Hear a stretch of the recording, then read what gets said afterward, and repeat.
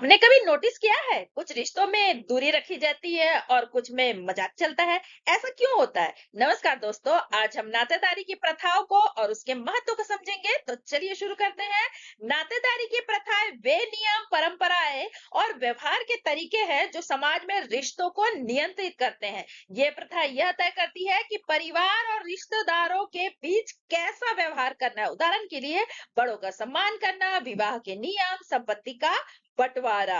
अब आगे देखते हैं इसका अर्थ। नातेदारी की प्रथाएं वे सामाजिक नियम है जो रिश्तों के बीच व्यवहार को निर्धारित करते हैं। मतलब नातेदारी की प्रथाएं वे सामाजिक नियम और परंपराएं हैं जो यह तय करती है कि रिश्तेदार आपस में कैसे व्यवहार करेंगे, किससे कैसे बात करनी है, कितना सम्मान देना है और किन सीमाओं का पालन करना है। उदाहरण के लिए मान लीजिए एक परिवार में माता पिता के साथ बच्चों का कैसा व्यवहार रहेगा।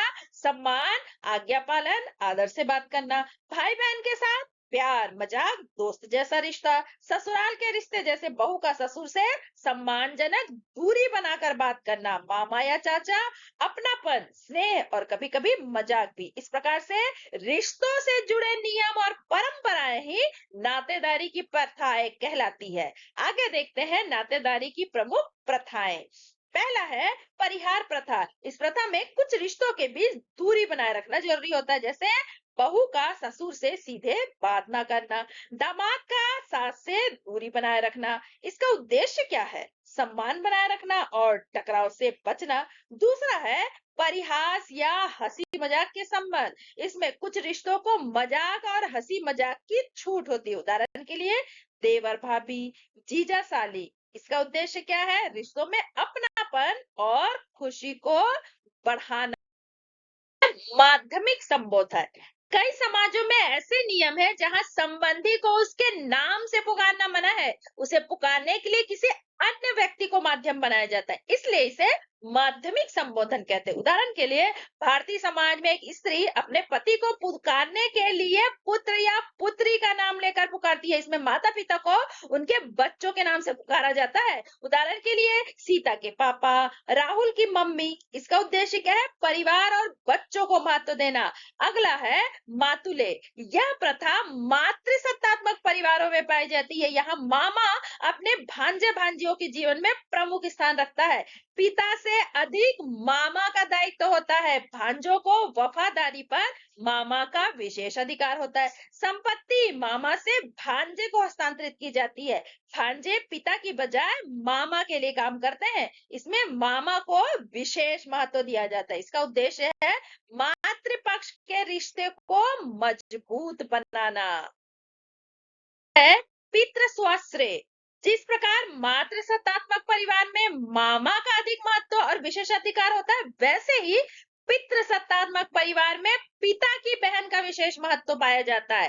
भारत में टोडा जनजाति में बच्चे का नामकरण बुआ करती है। कुछ जनजातियों में बुआ ही दाह संस्कार की क्रिया करती है। दक्षिण अफ्रीका की जनजातियों में भी बुआ के सम्मान की यह प्रथा प्रचलित है। अगला है सहकष्टी। इसमें इस प्रथा का संबंध प्रसव काल से है। कुछ जनजातियों में ऐसी प्रथा है जब पत्नी के संतान होने वाली हो तब पुरुष को उन सारे निषेधों का पालन करना पड़ता है जिनका पालन उनकी पत्नी करती है। वह भी उसी प्रकार के कष्ट को झेलता है जो कष्ट प्रसवा को होते हैं। भारत में खासी व टोडा जनजाति में यह प्रथा प्रचलित है।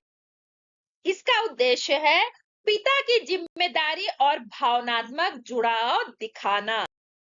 देखते हैं इसका महत्व। पहला है सामाजिक व्यवस्था बनाए रखती है। नातेदारी की प्रथा यह तय करती है कि कौन किससे कैसे व्यवहार करेगा। इससे समाज में अनुशासन और संतुलन बना रहता है। उदाहरण के लिए बड़े बुजुर्गों का सम्मान करना एक नियम है। इससे परिवार में व्यवस्था बनी रहती है। दूसरा है रिश्तों को मजबूत बनाती है। ये प्रथा रिश्तों में प्यार, विश्वास और अपनापन बढ़ाती है। हर रिश्ता अपनी भूमिका के अनुसार चलता है। उदाहरण के लिए भाई बहन के बीच मजाक और सहयोग रिश्ते को मजबूत बनाता है। अगला है संस्कृति और परंपराओं को बनाए रखती है। नातेदारी की प्रथाएं पीढ़ी दर पीढ़ी चलती है। इससे हमारी संस्कृति, परंपराएं जीवित रहती है। उदाहरण के लिए त्योहारों पर परिवार के साथ मिलना, बड़ों का आशीर्वाद लेना। अगला है विवादों को कम करती है। जब हर व्यक्ति को पता होता है कि उसे कैसे व्यवहार करना है तो झगड़े जो है वो कम होते हैं। उदाहरण के लिए कुछ रिश्तों में दूरी रखने से टकराव से बचा जा सकता है। अगला है हर व्यक्ति की भूमिका तय करती है।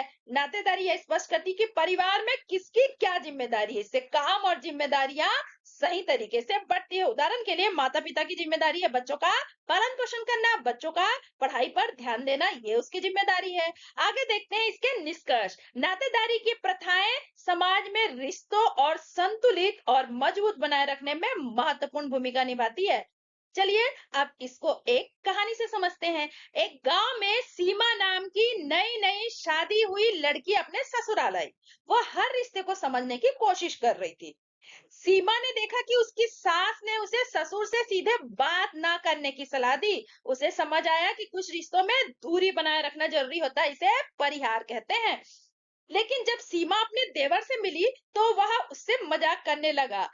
बोला, भाभी अब तो सारे घर की जिम्मेदारी आपकी है, आपको ही चाय बना के लाना पड़ेगा।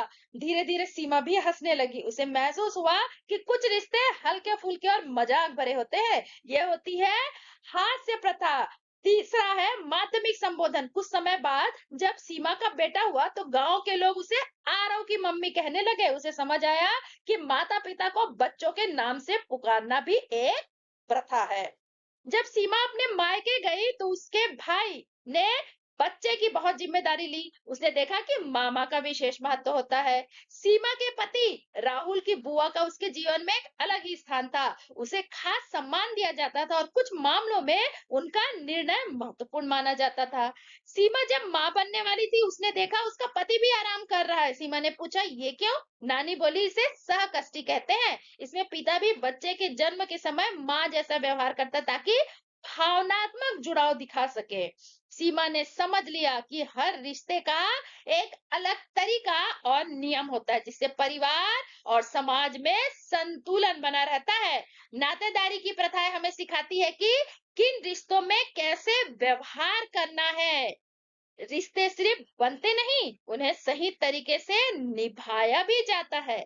अगर आपको यह कहानी पसंद आई हो तो लाइक करें, शेयर करें और चैनल को सब्सक्राइब जरूर करें।